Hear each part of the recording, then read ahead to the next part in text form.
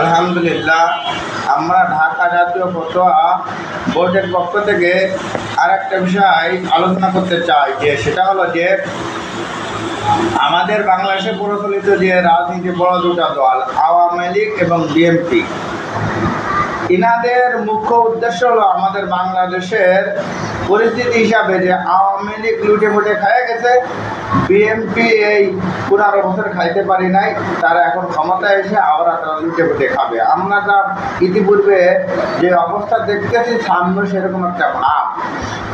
আর যদি এই দেশে যদি উলামায়ে কেরাম যদি ক্ষমতায় আছেন, মুসলমানরা সবাই যদি ভালো হয়ে যান, তাহলে অনেক লাভ আছে। কী লাভ আছে?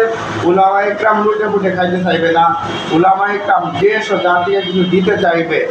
এক নম্বর হলো ইসলামের উন্নতি হবে, দ্বিতীয় হলো উলামায়ে কেরাম সৎ পথে থাকবে, অর্থনৈতিক যে উন্নতি এটা হওয়ার কথা সেটা অবশ্যই হবে।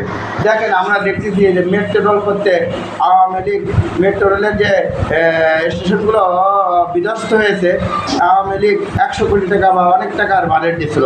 আমাদের এই সামান্য ভাইরা এই যে মাত্র 1 লাখ টাকা 1 কোটি টাকার মাধ্যমে সেটাকে সংস্কার করে ফেলে দিচ্ছে। আলহামদুলিল্লাহ, এরকমভাবে দেখা যাচ্ছে যে রাজনৈতিক দলটা ক্ষমতায় আসে তারা একদম লুটে ফুটে খায়।